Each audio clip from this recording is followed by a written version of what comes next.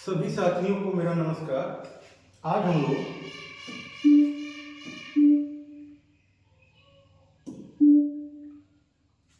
संख्या पद्धति के अंतर्गत नई टॉपिक गुणनखंडों की संख्या ज्ञात करनी है। गुणनखंडों की संख्या ज्ञात करनी है। इसको देखेंगे मित्रों। तो सबसे पहले हम ये देखते हैं कि गुणनखंड होता क्या है।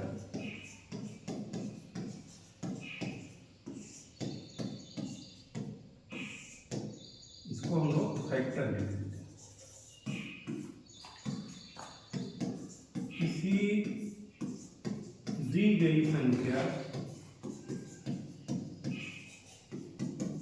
को विभाजित करने वाली संख्या है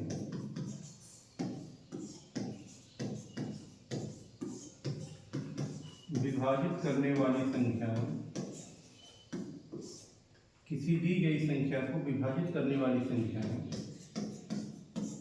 उस संख्या का गुणनखंड कहलाती है, जबकि दी गई संख्या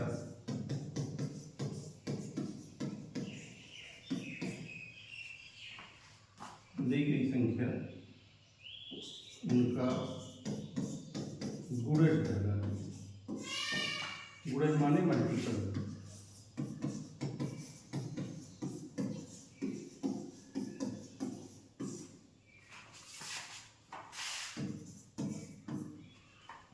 किसी दी गई संख्या को विभाजित करने वाली संख्याएं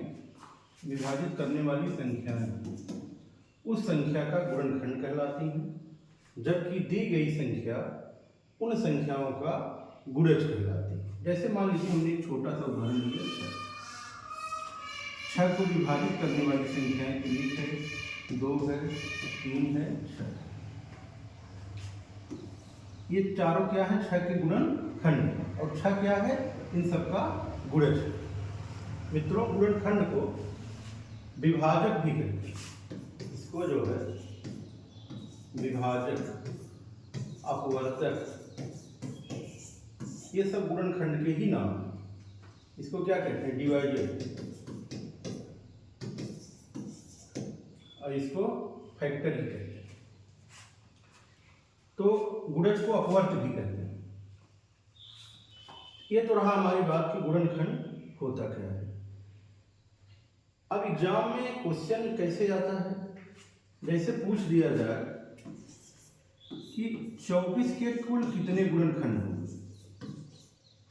24 के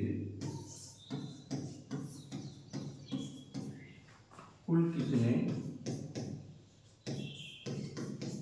गुणनखंड होंगे। तो 24 को विभाजित करने वाली संख्याएं कौन कौन सी हैं? 1, 2, 3, 4, 6, 8, 12, 24। ये जो है 1, 2, 3, 4, 5, 6, 7, 8, ये जो है 24 के गुणनखंड। अब इसी तरह से हमसे पूछा जाए कि 60 के कुल कितने गुणनखंड हैं, तो हम 60 को विभाजित करने वाली संख्याएं लिखेंगे। 1, 2, 3, 4, 5, 6, 6 के बाद 10, 12, 15, 20, 30, 60। ये 60 के गुणनखंड हो गए। 1, 2, 3, 4, 5, 6, 7, 8, 9, 10, 11, 12। 60 के कुल कितने गुणनखंड हैं? 12।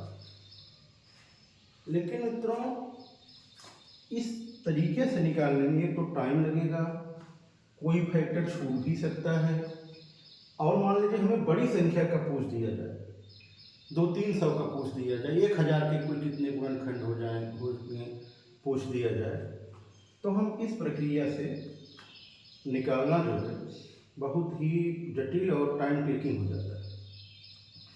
तो उसके लिए हमें दूसरा अप्रोच अपनाते हैं। दूसरा अप्रोच अभाज्य गुणनखंड का है। उससे देखिए कैसे करेंगे, इन्हीं दोनों को पहले निकाल के दिखाते हैं कैसे उस तरीके से निकालते हैं।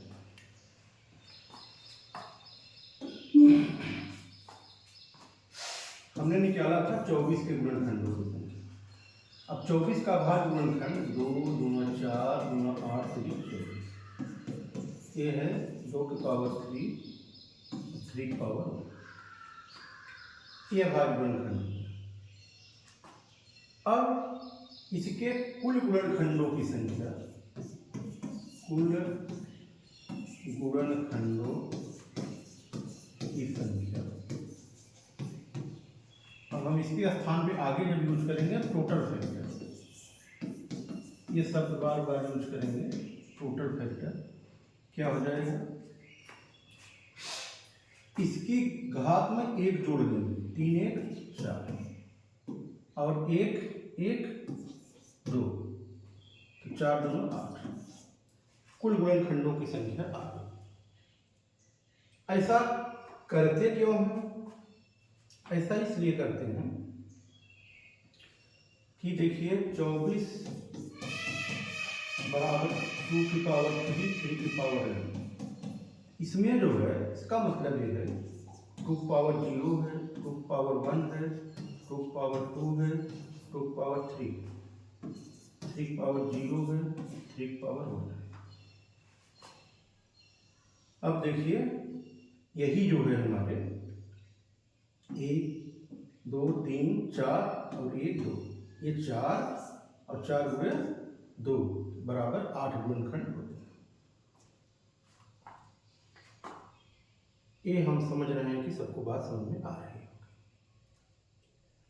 तो आगे से जब भी हम निकालेंगे पहले हम क्या करेंगे, अभाज्य गुणनखंड करेंगे, फिर घात में 1 1 जोड़ करके पूरा कर लेंगे। जैसे 60 का हमने निकाला था 12 गुणनखंड आए थे, 60 का अगर हम अभाज्य गुणनखंड करें तो क्या मिलेगा, 2 2 4 4 3 12 12 25 60, ये हो जाएगा 2 की पावर 2 3 की पावर 1 5 की पावर।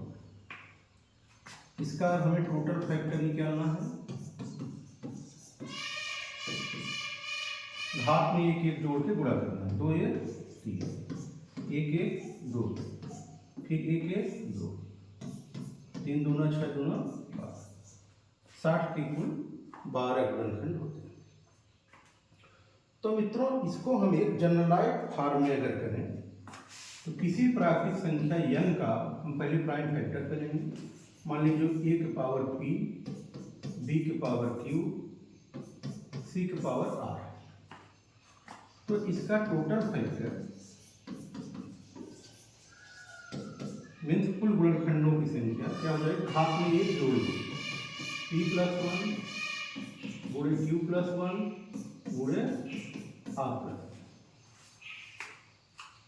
ये देखने में लग रहा होगा कि हमें बहुत याद करना पड़ेगा, ऐसी कोई बात नहीं है। आपको सिर्फ ये ध्यान देना है कि घात में 1 जोड़ के गुणा कर लेना है, तो इसे बहुत रटने की आवश्यकता नहीं है। दूसरा क्वेश्चन देखते हैं।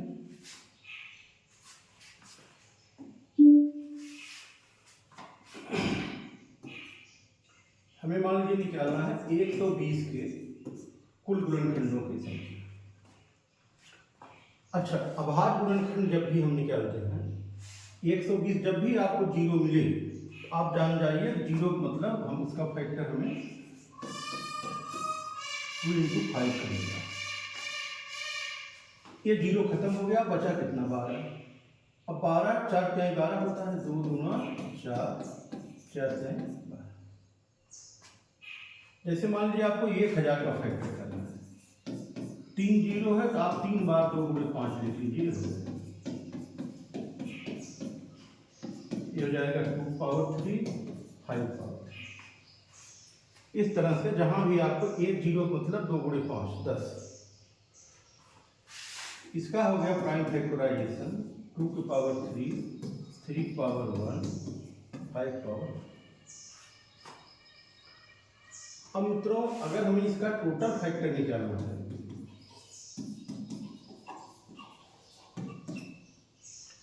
तो क्या करेंगे, घात में एक एक जोड़ के गुणा करेंगे। 3 1 4 1 1 2 1 1 2 4 दूना 8 दूना 2। 120 के कुल कितने गुणनखंड हो गए? 16।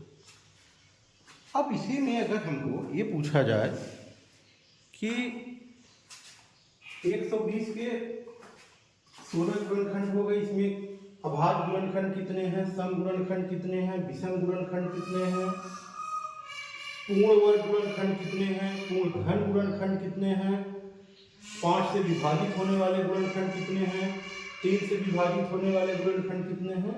तो इस टाइप के प्रश्नों का हम जवाब कैसे देंगे, अब उसको देखते हैं। पहले तो इसको हम थोड़ा सा और बात को ओपन करते हैं कि 120 के 16 गुणनखंड है क्या, ये आप नोट कर लेंगे यहाँ तो ज़्यादा समझ में आएगा।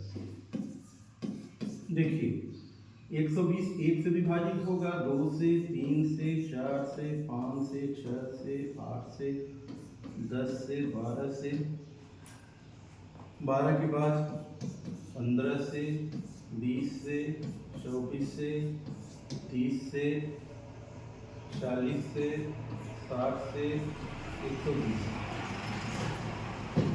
इसको काउंट करते हैं, हमने कितने गुणनखंडों को पाया है 120 के 16। 1 2 3 4 5 6 7 8 9 10 11 12 13 14 15 16। ये मित्रों 120 के 16 गुणनखंड।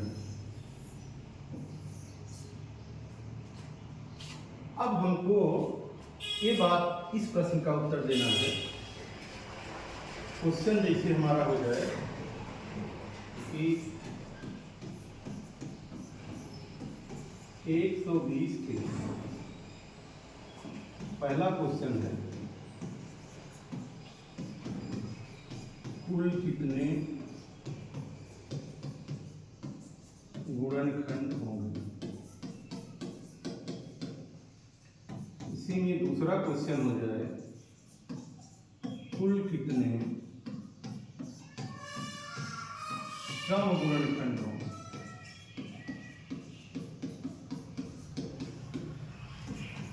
तीसरा हो जाए इसी में कुल कितने विषम गुणनखंड।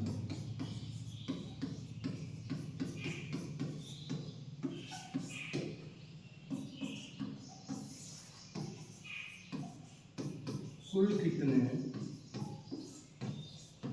अभाज्य गुणनखंड।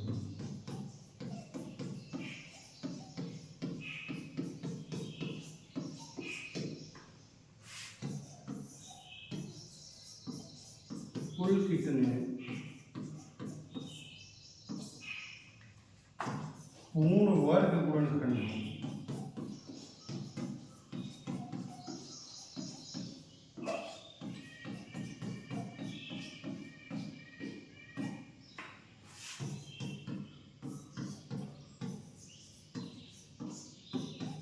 कुल कितने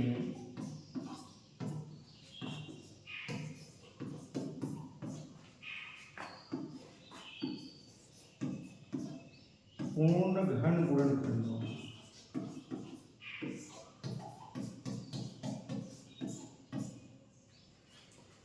यद्यपि अभी और प्रश्न बनेंगे, लेकिन पहले ये हम 6 टाइप के प्रश्नों को देख लेते हैं। कुल कितने गुणनखंड होंगे साथियों, इसको हमने देख लिया। पहले भाग गुणनखंड करेंगे, फिर घात में एक एक जोड़ के गुणा कर लेंगे। अब आया है कुल कितने सम गुणनखंड होंगे, इसको देखते हैं। तो आप इसको नोट कर लीजिए, हम अगला पेज लेंगे। और सभी साथियों से निवेदन है कि जब भी गणित का मेरा वीडियो देखने बैठिए कॉपी और पेन लेके जरूर बैठिए, इसको नोट जरूर करिए।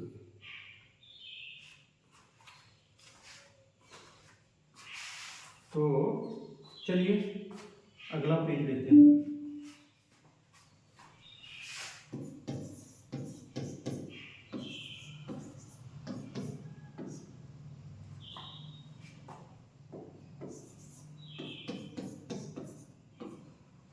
ये था। अब मित्रों, समगुणनखंड होता है दो के कारण। इसमें से अगर हम दो बाहर ले लें तो दो बाहर ले लेंगे, इसमें से 60 बचेगा। अब 60 का जितना कुल गुणनखंड होगा वही विषम गुणनखंड होगा। तो अब हम दो को बाहर लें या यहां से दो की एक घात कम कर दें, बात एक ही होती है। दो की एक घात कम कर देंगे जब हम, तो यहाँ हो जाएगा 2 पावर 2, 3 पावर 1, 5 पावर। ये कुछ है नहीं, 60 का ही प्राइम फैक्टराइजेशन है, 60 का ही अभाज्य गुणनखंड है। अब हम टोटल फैक्टर निकालेंगे 60 का, या इवन फैक्टर, सम गुणनखंड। किसका सम गुणनखंड निकालना है? 120 का। अब इसमें एक एक जोड़ के आप गुणा कर सकते हैं। 2 में 1 जोड़ेंगे 3, 1 में 1 जोड़ेंगे 2, 1 में 1 जोड़ेंगे 2, 3 दूना 6 दूना 12। ये जो है इसके सम गुणनखंड। जो हमारा फार्मूला था n इक्वल टू a की पावर p, b की पावर q, c की पावर r। इसमें हम लोग टोटल फैक्टर निकालते थे कैसे? घात में 1 जोड़ कर। अब इवन फैक्टर कैसे निकालेंगे? सम गुणनखंड, यही 1 कम कर देंगे, p q प्लस 1 r। ये हो जाएगा हमारा सम गुणनखंडों की संख्या।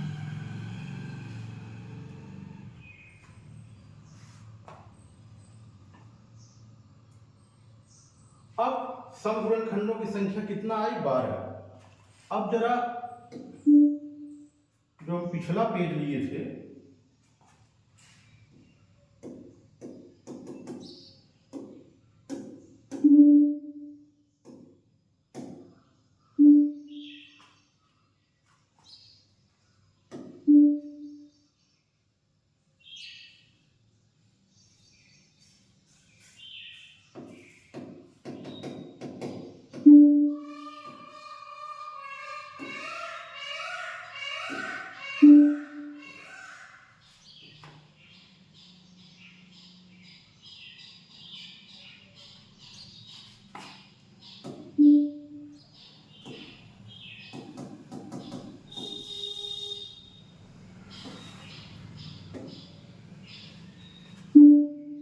ये देखिए, ये था पिछला पेज।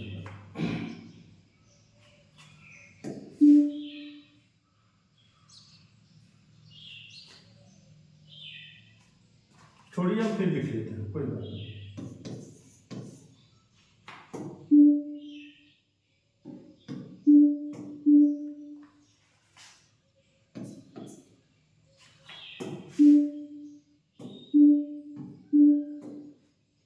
एक 120 के हमारे जो कुल 16 गुणनखंड थे, क्या किया था? 1 2 3 4 5 6 8 10 12 15 20 24 30 40 60 120, यही थी। 1 2 3 4 5 6 7 8 9 10 11 12 13 14 15।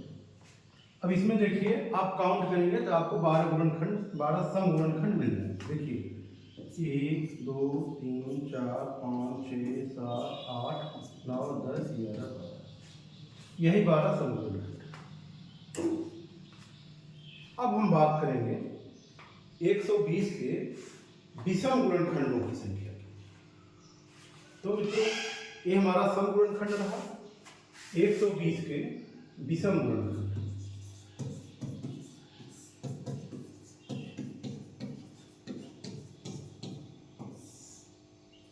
इसमें अगर हम विषम की बात करें तो देखिए कौन कौन विषम है, 1 है, 3 है, 5 है, 15 है।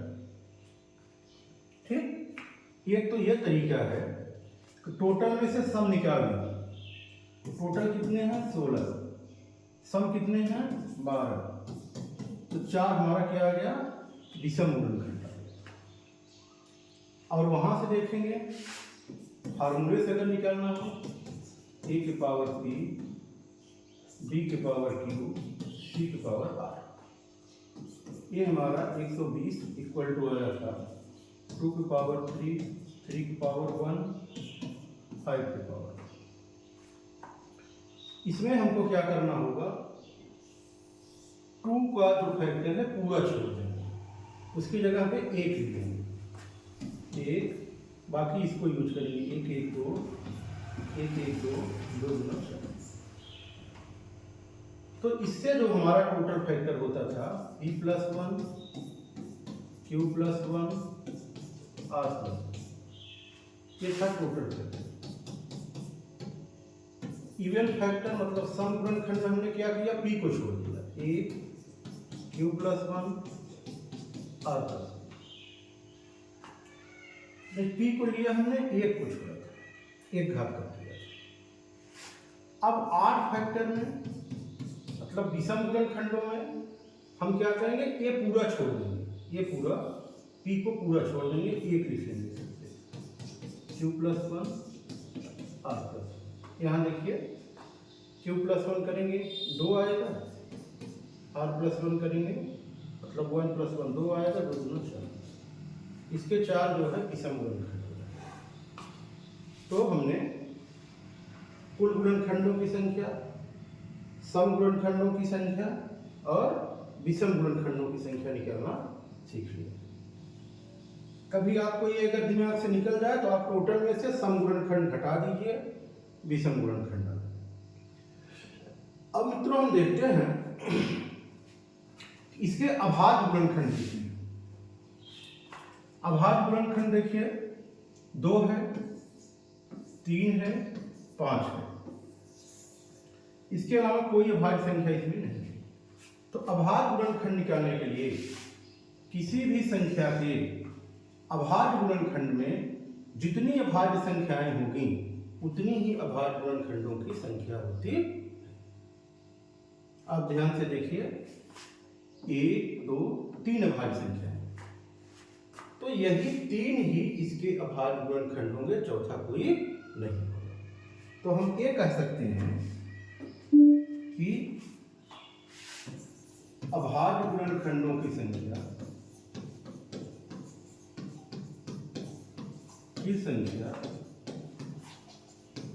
बराबर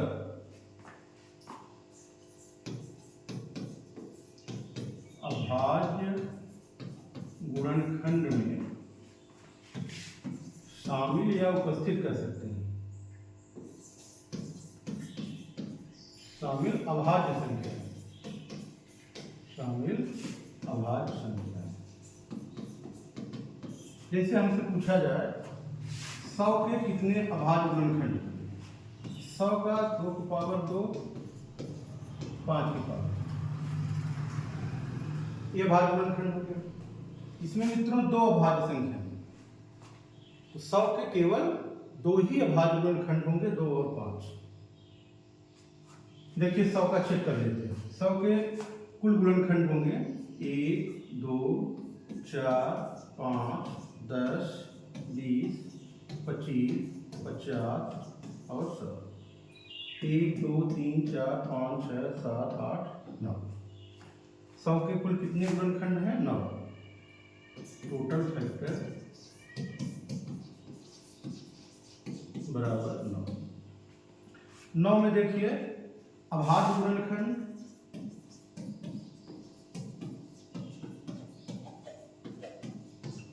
क्या होता है, जितनी अभाज्य संख्याएं होती हैं इसके अभाज्य गुणनखंड, 2 अभाज्य संख्याएं हैं तो 2 हो जाएगा। यहाँ से आप देखिए पहला दूसरा और कोई नहीं। इसके कुल गुणनखंड कितने होंगे? कुल गुणनखंड क्या करेंगे हम लोग? हाथ में एक जोड़ेंगे, गुणा करेंगे, 2 1 3, 3 3 का 9। सम कितने होंगे? सम गुणनखंड में क्या करते हैं? यहाँ से एक घात कम करते हैं, तो जो 2 है उसको हम 1 मान के व्यवहार करेंगे, ठीक है। p+1 जो लिखते हैं सिर्फ p लिखते हैं, तो 2 ही लेंगे, और मतलब इसमें 1 नहीं जोड़ेंगे, इसमें 1 जोड़ लेंगे, 3 दूना 6।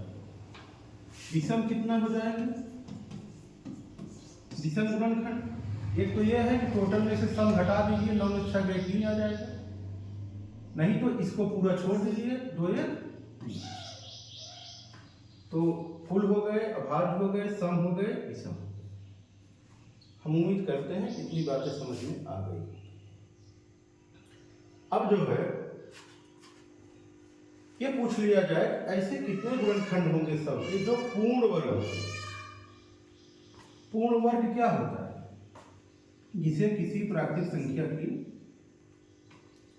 घात 2 के रूप में लिखा जा सके। हालांकि पूर्णांक भी माइनस का भी लिखते हैं हम लोग, लेकिन यहाँ प्राकृतिक संख्याओं की बात कर रहे हैं। इसमें पूर्ण वर्ग देखिए 1 है, 4 और 25 है।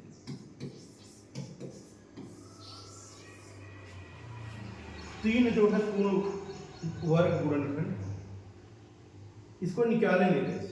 यहां से अगर निकालना हो, बड़ी संख्या हो,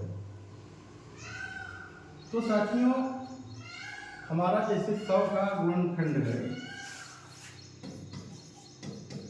2 की पावर 2, 5 की पावर। हम आपको पहले चर्चा किए हैं कि इसको हम लिखेंगे 2 की पावर 0 है, इसमें 2 की पावर 1 है, 2 की पावर 2, यहाँ 5 की पावर 0 है, 5 की पावर 1 है, 5 की पावर 2। तो किसी संख्या की पावर 0 मतलब 1 होता है। अब यहाँ से देखिए इसमें कितने पूर्ण वर्ग हैं? एक तो ये हो जाएगा, जिसकी घात 2 होती है वो हो जाएगा, तो 2 यहाँ से हो गए, इस रो से 1 और 1, ठीक है। इस रो से 2 आ रहा है, इन दोनों का गुणा करेंगे, 2 दूना 4 है, तो 4 ऐसे गुणनखंड होंगे 100 के जो पूर्ण वर्ग होंगे। यहाँ हमने 100 को छोड़ा है, 1 2 3 लिखा है, 1 100 3, 100 को हम क्या 10 का वर्ग।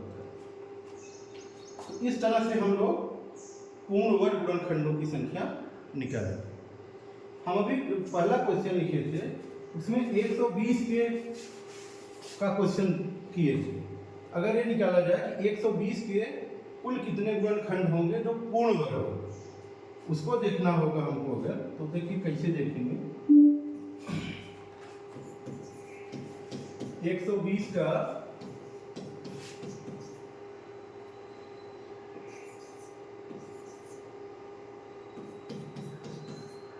ये था 120 का अभाज्य गुणनखंड, 2 की पावर 3, 3 की पावर 1, 5 की पावर 1। यहाँ से देखिए इसमें क्या होगा, 2 की पावर 0, 2 की पावर 1, 2 की पावर 2, 2 की पावर 2। यहाँ से 3 की पावर 0, 3 की पावर 1। यहाँ से 5 की पावर 0, 5 की पावर 1। इसमें देखिए पूर्ण वर्ग 1 a होगा, इसका मतलब 1 है, 1 a हो जाएगा, 2 मिलेगा। यहाँ से 1 ही मिलेगा, और यहाँ से 1, 2 के 2 1 2। 120 के केवल 2 ऐसे गुणनखंड होंगे जो पूर्ण वर्ग हैं। चेक कर लीजिए कौन कौन सा है। 120 के गुणनखंड जो 16 थे कौन कौन थे? 1 2 3 4 5 6 8 10 12 15 20 24 30 40 60 120। इसमें देखिए 1 1 है, 1 4 और 1 1 कितना लिखे हैं 10 है। और कोई देखिए कोई भी पूर्ण वर्ग गुणनखंड नहीं। इसी तरह से मित्रों अगर हमको पूर्ण घन पूछ लिया जाए, इसमें देखिए यहाँ से पूर्ण घन 1 1 है, यहाँ घात 3 है, 1 1 2 मिलेगा, यहाँ से सिर्फ 1, यहाँ से सिर्फ 1, तो इसके 2 ही ऐसे होंगे जो पूर्ण घन होंगे। देखिए एक पूर्ण घन है, दूसरा 8 है। 8 को क्या लिख सकते हैं? 2 की घात 3। 1 को क्या लिख सकते हैं? 1 की घात। तो साथियों हमने सीखा कुल गुणनखंड कैसे निकालेंगे, सम गुणनखंड, विषम गुणनखंड, अभाज्य गुणनखंड, पूर्ण वर्ग गुणनखंड और पूर्ण घन गुणनखंड। एक बार 2 मिनट में उसको समराइज करते हैं। सबसे पहले हम दी गई प्राकृतिक संख्या का अभाज्य गुणनखंड C की पावर r, इसका टोटल फैक्टर कुल गुणनखंडों की संख्या घात में एक जोड़ के गुणा करें।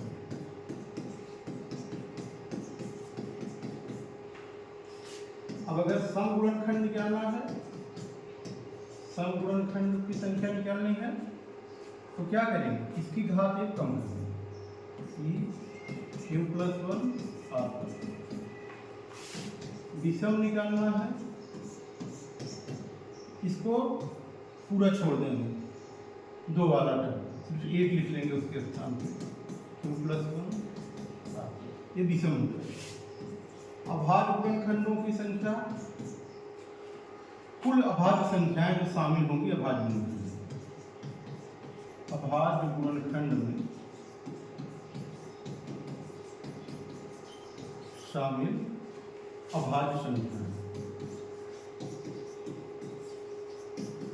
संख्याओं की संख्या। पूर्ण वर्ग और पूर्ण घन कैसे निकालेंगे अभी देखा है।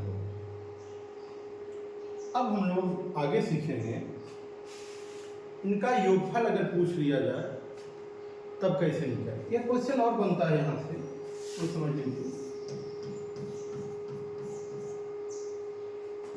2 अंकों की 2 अंकों की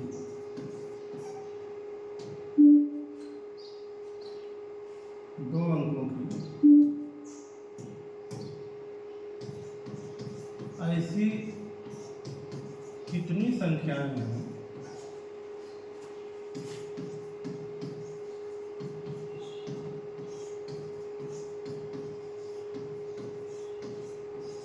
जिनके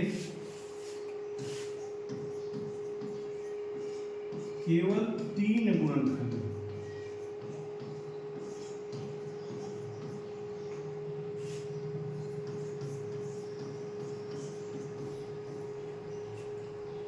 अब आप समझिए ऐसी कौन सी संख्या होती है जिसका केवल 3 ही गुणनखंड है।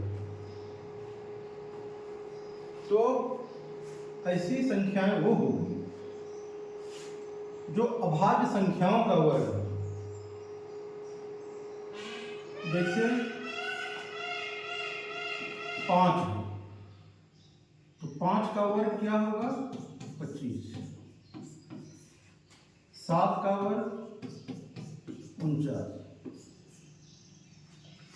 2 भी अभाज्य संख्या है, 3 भी अभाज्य संख्या है, लेकिन इनका वर्ग करेंगे तो ये 1 अंक में है, इसलिए इनको शामिल नहीं किया गया है। इनके गुणनखंड जैसे 4 का गुणनखंड 1 2 4 ही होगा, 3 होता है इसका भी 1 3 9 ही होगा, लेकिन क्या है 1 अंक के हैं, 2 अंक के नहीं। अब आप 25 के गुणनखंड की बात करेंगे तो केवल 3 गुणनखंड मिलेंगे, 1 5 और 25। 49 की बात करेंगे 1 7 49। इसके आगे आप जाएंगे 5 7 के, अगली अभाज्य संख्या आपको 11 मिल जाएगी। 11 को 121 होता है, उसमें 3 अंक होते हैं। तो 2 अंक की केवल 2 संख्याएं हैं, 25 और 49, जिनके केवल 3 गुणनखंड होते हैं। ठीक है, अब हम चलते हैं गुणनखंडों के योगफल की। मित्रों, योगफल से भी एग्जाम में क्वेश्चन पूछे गए हैं, इनका हम योगफल कैसे ज्ञात करेंगे। तो 2 तरीके हैं। एक तो फार्मूला से, एक वैसे ही बेसिक तरीके से हम लोग योगफल निकालते हैं, दोनों लेते हैं। पहले अगर हम लोग अभाज्य गुणनखंड करेंगे,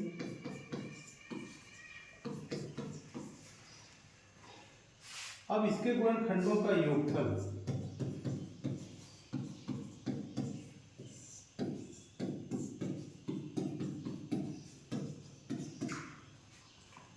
a के पावर, इसकी पावर एक बढ़ा देंगे, p + 1 - 1 अपान a गुणे b की पावर q + 1 - 1 अपान b गुणे c की पावर r + 1 - 1 अपान c। ये तो ये तरीका है। ये मित्रों देखने में आपको भारी भरकम या जटिल लग रहा होगा, लेकिन है बहुत आसान, इसको आपको बहुत याद करने की जरूरत नहीं है। देखिए हमें 120 के सभी गुणनखंडों को भी हमने निकाला, इसी का योगफल निकाल लेते हैं। 2 की पावर 3, 3 की पावर 1, 5 की पावर 1 था। तो हमें इसके गुणनखंडों का योगफल निकालना है। गुणनखंडों का योगफल बराबर क्या करेंगे, घात में 1 बढ़ाइए, 4 हो जाएगा, 3 है 4 हो जाएगा, -1 2 गुणे 3 की घात 1 बढ़ाइए 2, -1 3 5 की घात 1 बढ़ाइए -1 5। अब देखिए ऐसे लिखने में बिल्कुल आसान। 2 की घात 4 16 होता, 1 घट गया 15 बटे 3 की घात 9, 9 में से 1 गए 8 बटे 2, 3 में से 1 गए 2, 5 की घात तो 25 होगा, 25 में 1 गए 24, 24 बटे 5 में से 1 गए 4। आइए सरल करते हैं। ये देखिए नीचे 4 दूना 8 है, ये 8 से कैंसिल हो गया। 25 का 24 में गुणा करेंगे, 15 चौका 60 के 0 हासिल 6 लगा, 15 दूना 30 36, ये आ गया 360। ये 120 के गुणनखंडों का योगफल है। आइए इसका सत्यापन करते हैं। कैसे सत्यापन करेंगे? अभी हमने आपके 120 के जो 16 गुणनखंड होते हैं 16 को लिखा है, फिर से लिखते हैं। 1 2 3 4 5 6 8 10 10 12 15 20 24 30 40 60 120। ये देखिए इसकी संख्या 16 है, 1 2 3 4 5 6 7 8 9 10 11 12 13 14 15 सबको जोड़ेंगे 360 ही आएगा। देखिए चेक करते हैं। 2 1 3 3 6 4 10 5 15 15 6 21 8 29 2 31 5 36 4 40 की 0 हासिल लगा 4 4 1 5 6 7 2 9 2 11 3 14 4 18 4 24 24 24 2 26 के 6 हासिल लगा 2 2 और 1 ये देखिए।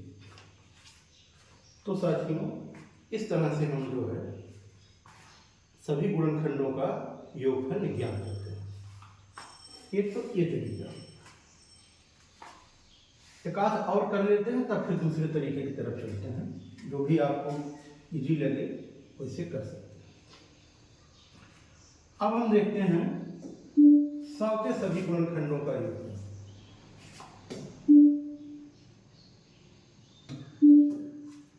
देखिए 100 के गुणनखंड होते हैं 2 की पावर 2 5 की पावर। इसके सभी गुणनखंडों का योगफल निकालना है। किसका योगफल निकाल रहे हैं? गुणनखंडों का।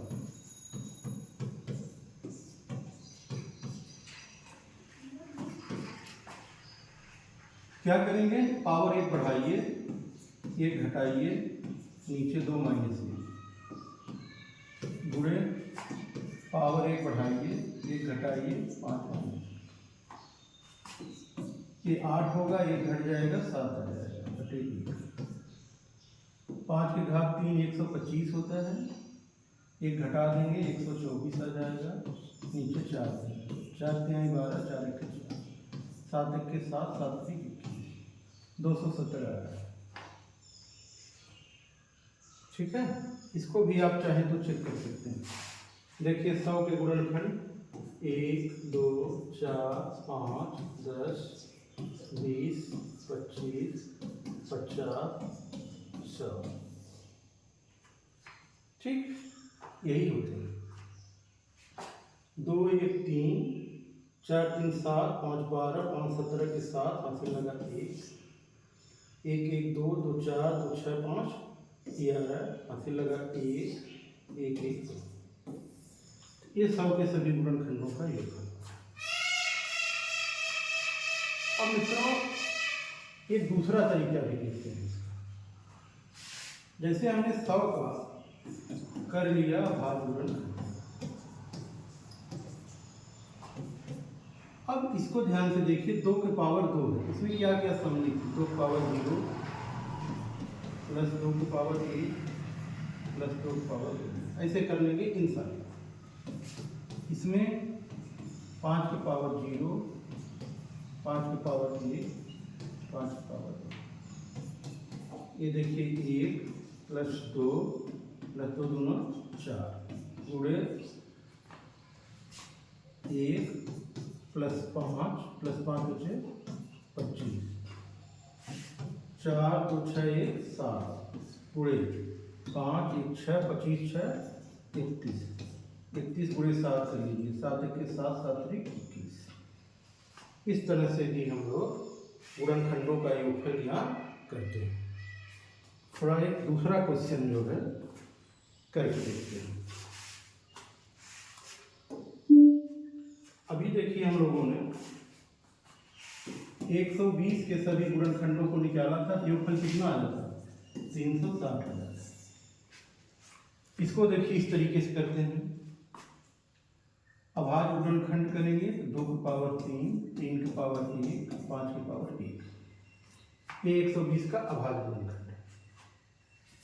क्या करेंगे, 2 की पावर 3 में क्या होगा, 2 की पावर 0, 2 की पावर 1, 2 की पावर 2, 2 की पावर 3 जोड़ लीजिए, गुणे 3 की पावर 0, 3 की पावर 1 गुणे 5 की पावर 0, 5 की पावर 1, इसलिए चलिए 1 2 4, 2 की पावर 3 में 8 गुणे 1 3 1 5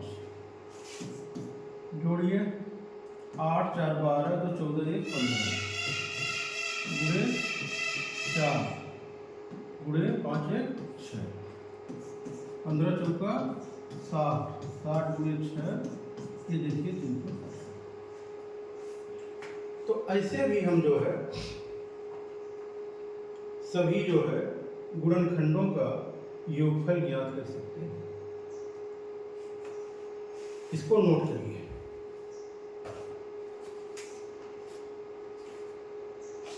अब मित्रों अभी पूछा तो नहीं गया है, धनात्मक गुणनखंडों का योगफल ही ज्यादातर एग्जाम में पूछा जा गया अभी है, लेकिन अगर कभी सम गुणनखंडों का योगफल पूछ लिया जाए, ठीक है, और विषम गुणनखंडों का योगफल पूछ लिया जाए, तब क्या करेंगे। अगर सम गुणनखंडों पूछा जाए, यहां से सिर्फ इसको छोड़ देते हैं, तो इसको छोड़ने से हमें जो है यहां से लिखेंगे सम गुणनखंडों का योगफल।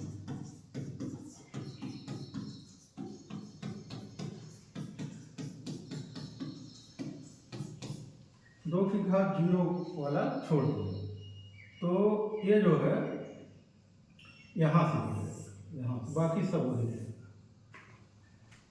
तो ये हमको मिल जाएगा 2 की पावर 1, 2 की पावर 2, 2 की पावर 3, ऐसे 2 की पावर 1, 2 की पावर 2, 2 की पावर 3 गुणे 3 की पावर 0, 3 की पावर 1, 5 की पावर 0, 5 की पावर 1। अब यहाँ से देखिए, यहाँ तक हम इसको, इसका मतलब एक ही है, 8 4 12 2 14, इसको सरल करने पे 14, ये 3 1 4 और वो 5 1 6 वही 14 चौका 56, 56 गुणे 6, 6 6 36, 6 ऐसे लगा 3 6 25 30, 30 और 3 ये हो गया 336। इसको चेक कर लीजिए, देखिए 120 के कुल 12 समगुणनखंड होते थे, तो सभी कौन थे? 1 2 3 4 5 6 8 10 12 15 20 24 20 24 के बाद 30 40 60 120। इसमें देखिए विषम क्या था, 1 विषम था, 3 विषम था, 5 विषम था, 15 विषम था, बाकी सब सम ही थे। 12 हैं सब, यही 1 2 3 4 नहीं, इन चारों को जोड़ लीजिए, 15 5 20 3 23 1 24, टोटल सबका योग 360 है। 24 विषम का हो गया, 10 में 4 गए 6, 5 में 2 गए 3, ये 336 समगुणनखंडों का योग है जो आता है। अब साथियों, अगर इसी में विषम गुणनखंडों का योगफल पूछ लिया जाए तब हम क्या करें? अगर विषम गुणनखंडों को पूछेगा तब ये पूरा छोड़ देंगे, सिर्फ 2 पावर 0, 2 पावर 0 मतलब 1 का गुणा नहीं करेंगे तब भी उधर का ही ले लेंगे तब भी वही आ जाएगा। अब देखिए विषम गुणनखंडों का योगफल 24 कितना है? 24, 1 3 1 4 5 4 9 15 9 24। यहाँ से देखिए हम अगर इसको पूरा छोड़ दें इसको तो क्या बचेगा? 6 गुणे 4 6 चौके 24। तो विषम गुणनखंडों का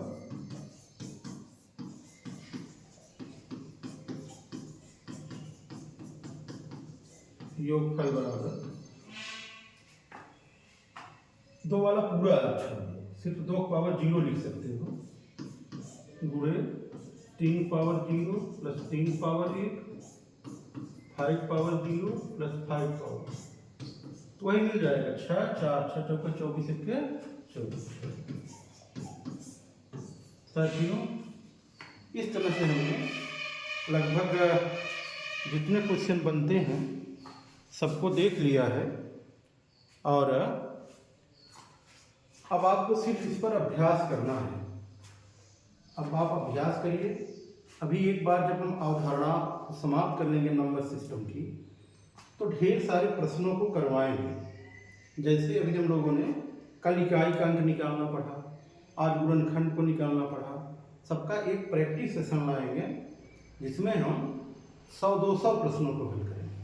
अभी आप लोग अवधारणाओं को समझिए, इतना एकदम क्लियर रखिए। कल फिर हम एक नई टॉपिक के साथ मिलेंगे।